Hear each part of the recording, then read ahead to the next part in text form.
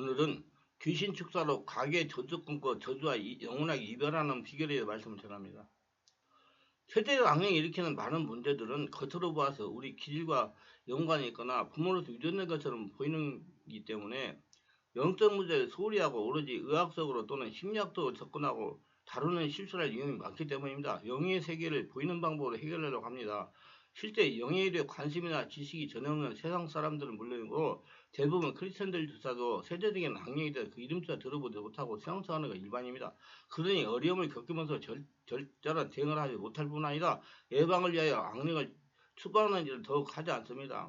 우리에게 이미 잘 알려진 무병에 대해서도 이해하고 있지만 그 밖의 현상들에 대해서는 별로 아는 바가 없을 것입니다. 질환은 크게 육체적인 것과 심리적인 것이 있으며 이 두 가지가 복합적으로 나타나는 것이 있습니다. 병의 증상이야 어떠든지 간에 그 근원에 악령의 개입이 있다면 악령의 문제를 다루어야 할 것입니다. 우리가 흔히 말하는 난치병이나 유전병은 의학적으로 유전자 이상에 의해서 발생하는 관련되어 있습니다. 특정한 유전자가 이상을 보이는데 그 원인을 알 수 없는 것입니다. 다만 혈통적으로 그 부분에 취약하거나 부모로부터 유전되어 오는 것으로 알고 있을 정도입니다. 유전공학이 최근에 각광을 받으면서 연구가 활발해져서 난치병을 치유하기 위한 연구가 많이 이루어지고 있고 줄기세포 또는 배아세포를 이용하여 난치병을 치유하려고 시도하고 있으며 손상된 유전자를 통일히 제거하고 새로운 유전자 제치하려는 연구도 활발합니다. 악령이 병을 일으키는 능력은 우리의 신체 구조뿐만 아니라 유전자에도 악한 영향을 줄 수가 보아야 될 겁니다. 악령이 우리 죄를 틈타서 들어온 후에 우리를 괴롭게 할 권리를 확보한 후에 우리는 신체의 어떤 약한 부분을 공격하면 질병이 생기며 정신에 지속적으로 영향을 주면 생각이 바뀌게 되고 죄의 충동을 받아서 그 행동을 하게 되는 것입니다. 세대적 악령을 한번 침투하면 영적 치유를 인정하고 할 때까지 죄를 계속 그 사람을 괴롭게 하게 됩니다. 부모 가운데 한 사람이 무당이 되면 그 자는 끊임없이 악령의 괴롭힘을 받아 결국에는 무당이 되고 말듯이 악령이 계속 충동함으로써 그 유혹이나 충동을 이기지 못하고 행동을 옮겨 마침내 불행한 결을 만들어냅니다. 세대적 악령이 저지르게 하는 비행은 간음, 폭행, 이혼, 낙태, 사기, 절도, 불륜, 성추행, 집단, 게으름, 가난 등과 같은 많은 종류의 비행과 연관이 있습니다. 이런 죄월들은 세대에 의해서 계속 이어지기 때문에 유전적인 것을 오해하기 쉽습니다. 죄월은 남에게 해를 끼치는 행위 가운데 법적인 책임을 물을 수 없을 정도로 경미한 것을 우리는 죄월이라고 부릅니다. 사회적으로 경범죄에 해당하는 걸 말합니다. 이런 죄월들은 세대에 의해서 계속 이어지기 때문에 유전적인 것을 오해하기 쉽습니다. 기질적인 유전을 이해하거나 자라면서 본 것을 행동하고 주는 학습 이론이 있습니다. 긍정적이든 부정적이든 우리는 자라면서 무의식의 기억 중추에 저장되면 성인이 되어 그 행동을 할 수 있는 환경이나 자기에 노출되면 어린 시절 학습한 것을 기대 행동이 된다는 심리학적 이론입니다. 그 먹는 것도 마찬가지예요. 음식이 많은 부분 질병을 일으킵니다. 그 가정에 좋아하는 것이 있어요. 그 병 먹으니까 그 병이 똑같이 일어나는 거예요. 부모 세대에 반복적으로 비행을 저지르는 가게에서 다음 세대의 자녀 가운데 어느 한 사람에게 그와 같은 증상이 나타나게 되는데 함께 보면서 자란 다른 형들에게는 전혀 나타나는 행동이 한 자녀와 똑같은 행동으로 나타나는 것을 충분히 설명하지 못하는 대표적인 단점을 지니고 있습니다. 기질적인 유전의 대표적인 질병인 당뇨병이나 고혈압병은 여러 형제들이 있지만 모두 그 병에 걸리는 것이 아니라 또 어떤 한 병에게 나타나는 경우가 많습니다. 이와 같이 선별적으로 나타나는 유전병은 그냥 기질적인 유전병만 생각하기에는 부족한 부분이 있습니다. 세대적인 악령은 자녀 가운데 어느 한 사람을 선택해서 집중적으로 공격하여 질병이나 비행을 일으키게 하는 것입니다. 저는 세대적 악령, 숙주, 무당력을 전해시키는 알맞은 제상자를 선택했기 때문에 질병과 비행이 발생한다고 보아 선택 이론이라고 이름을 붙여봅니다. 숙주, 여러분 숙주 잘 알죠? 많이 세상에 통용되는 용어니까. 이를 두루다니면서 상길자를 찾고 있기 때문에 그렇습니다. 세대적 악령은 그 가족 가운데 어느 한 사람을 선택해서 집중적으로 공격하고 마침내 파멸로 몰아가는 겁니다. 그 선택은 오로지 악령의 뜻에 달렸다고 볼 수 있을 것입니다. 이에 대한 연구는 더 많이 진전되어야 할 것입니다. 우리는 부모 세대에 어떤 죄를 저질렀고 그 죄를 철저하게 회개하지 않았다면 그 죄를 틈타 들어온 세대적인 악령으로도 자녀가 공격을 받을 수 있는 개연성이 있다고 보아야 됩니다. 그러면 자녀가 그 죄를 회개하지 않고 세상을 떠난 경우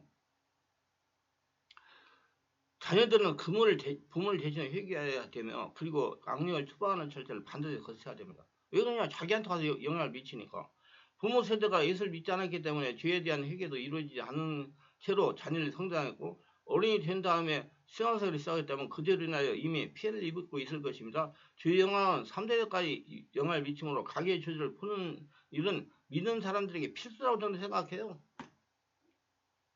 특히 죄열에 관련된 세대적 악령의 경우 우리는 그 죄열을 대수롭게 여기지 않기 때문에 자신이 나타난 불행한 일에 대해서 제대로 이해하지 못합니다. 까닭 없는 거듭되는 불행한 일의 배경에는 귀신이 저주가 있을 것이며 세대적 악령의 괴롭힘이 있을 것입니다. 이따가 민자가 이거 해결해야 돼요.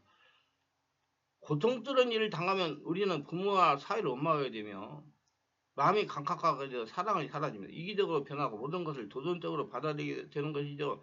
이렇게 악령이 이건 원하는 바입니다. 그래서 자꾸 부모를 원망하는 거예요. 부모 탓하고 불행이 계속되면 마음이 굳어지고 세상을 비관적으로 보게 되죠. 그러면 모든 것이 귀찮아지고 남이 잘 되는 것을 자신에게는 고통이 됩니다. 사촌이 땅을 타도 배가 아픈 격이 되어 감사하거나 기뻐할 일이 없어집니다. 비록 신앙생활을 한다고 해도 그 마음의 불평이나 평안이나 즐거움이 없고 늘 문제만 매달려 자신을 비관하게 하는 것이나 신앙생활은 많은 갈등을 만들기 때문에 모든 것이 비판적이고 이중적인 태도를 보입니다. 항상 죄의식에 쌓여 살아가게 됩니다. 물릴 수 없는 죄의 유혹에 시달리면서 살다 보면 죄에 대해 무감각해지게 됩니다. 예를 들어 바람 피우는 사람의 경우 처음에는 자신도 모르게 유혹에 힘에 죄를 짓고 말았습니다. 그 죄로 인하여 갈등하게 되고 사착하기도 합니다. 그러나 계속 이어지는 죄의 유혹에서 벗어나지 못하고 무기력하게 되어 죄를 범하게 되면 양심이 무뎌지고 더 교활하게 위장을 하게 됩니다. 그래서 위선적인 사람이 되는 것입니다. 악령이 지속적으로 유혹하는 그 힘을 견뎌낼 수 없으나 세대적 악령의 대표적인 점치는 능은 신체의 질병을 일으켜 사람을 괴롭힙니다. 그 괴롭힘에도 또 너무나 심해서 결국에는 항복하고 무당이 되듯이 죄에 끈질긴 유혹을 이길 사람이 결코 많지 않을 겁니다. 정말로 피를 흘리는 역사상 없이는 의지결단 없이는 영리의 유혹을 끊을 수가 없습니다.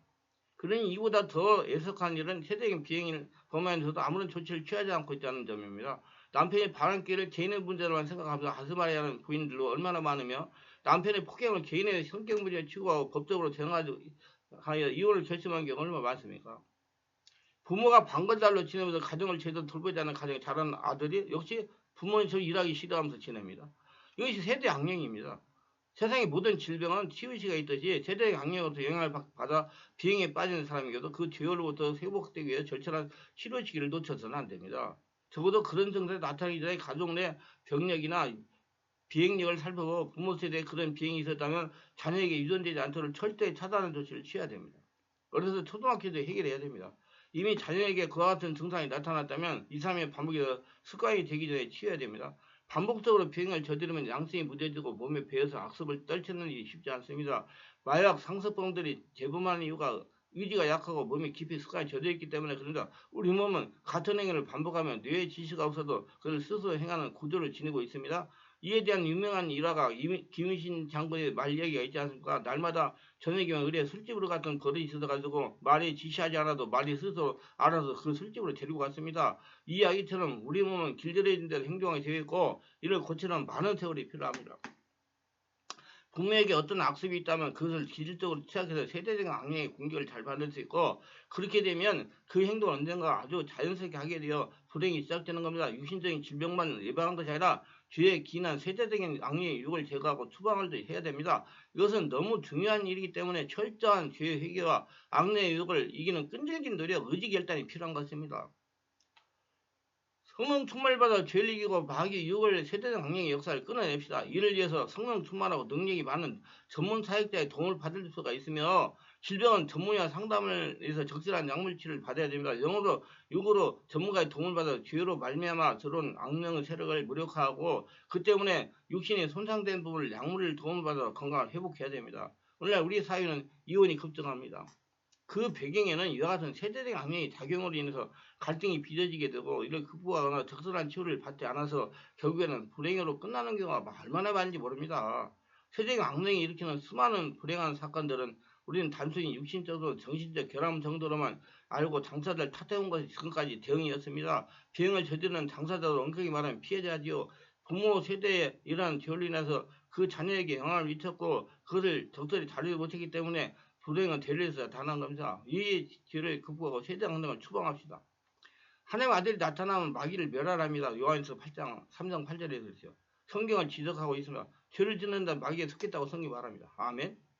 죄를 짓는 순간 그 영적으로 마귀의 소유물이 되는 것입니다. 자기의 속한 모든 권리를 귀신에게 넘겨주려 하는 것이다. 그럼 마귀에 당하는 것은 당연한 결과입니다. 예수 그리스도는 이 일을 회복시키러 오신 것이죠. 우리는 예수 이름으로 죄를 회개하고 악령을 단절해야 합니다. 그렇지 않고는 대를 오는 불행을 길을 막을 수가 없어요. 목회나 성도를 할 것을 특별하게 살아있는 영의 세계에 대해 바르게 알아야 됩니다.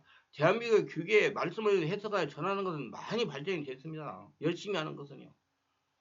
반면에 보이지 않는 영의 세계에 대한 뒤 떨어져 있습니다. 영의 세계를 보이지 않기 때문에 그래요. 누가 앞서서 발전식으로 하지 않기 때문에 그러는 겁니다. 자꾸 조금 이상하면 시비를 걸기 때문에 누가 앞서서 발전식으로 하지 않기 때문에 잘못하면 시비가 걸리고 난처해질 수 있기 때문에 그 10명 중에 한 명밖에 모르니까 10명은 전부 다 그냥 합리적인 걸 따라가니까 여러분 가나안 땅에 정찰해가지고 12명이 몇 명 할게 있어? 2명 할게 있습니다. 지금 똑같아요. 세상도요. 영적인 세계는 본인이 체험하고 성경으로 해석하여 성령으로 깨달아야 설명할 수가 있고 설명할 수가 있어야 됩니다. 가정놀이에 대한 불행은 일반적으로 강조하는 가계주를 끊는 기도한다고 온전히 절대 아닙니다. 저는 가계주를 끊는 기도 죽을 때까지 해도 안 끊어진다. 성령으로 세례받고 성령으로 풀만하여 성령의 지배가 되면 해결됩니다. 온전히 할례라가 되면. 그래서 자기가 할례가 되려고 노력해야 돼. 기도면 줄줄 외우는 게 그러니까 자기 힘으로 암만 기도면 여기서 꼼짝이나 하는 거야. 성령으로 하나님 나라에 살아있는 하나님의 성전으로 통일되면 가족력은 해결됩니다. 성령은 말이 아니고 살아의 역사는 초자연적인 5차원의 하나님이기 때문에 자기 점령하고 지배하고 충만하게 키워야 그때 4차원의 초인적인 귀신들 따라간다는 겁니다. 성령을 충만해야 한다는 것을 바르게 정확하게 깨닫고 행해야 되고 성령을 충만한다는 것은 살아기 전 성령 하나님께서 자신을 차고 넘치게 태우시고 장악하고 지배하시고 인도하시는 걸 말합니다. 더 쉽게 설명한다면 자신이 성령 주가 없어지고 성령이 주인 되시 한다는 겁니다. 우리 교회도요.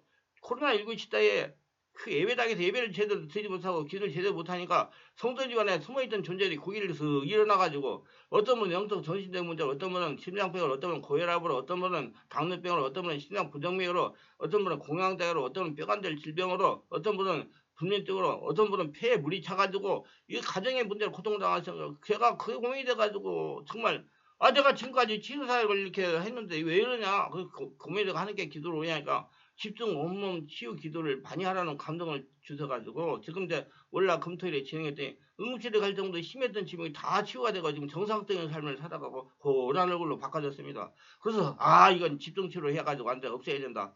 그 결론이 딱 났습니다. 왜? 임상적으로 해보니까 보증의 역사가 딱 나타났기 때문에 아주 오래된 묵은 질병들이 치유가 되더라는 거라 주 2 이상 참석하여 기도한 분들이 좀 더 빨리 완처가 되었습니다. 성령 충만하여 살아계신 하나님의 성도이들이 온몸 속에 숨어있던 독소와 귀신이 떠나가는 겁니다. 가계 치유되는 가계주의 영혼이 이별하는 길, 가계가 축복하는 선포기도 가계 고통을 축복하는 비결이라는 책이 있습니다. 그 책을 참고하시기 바랍니다.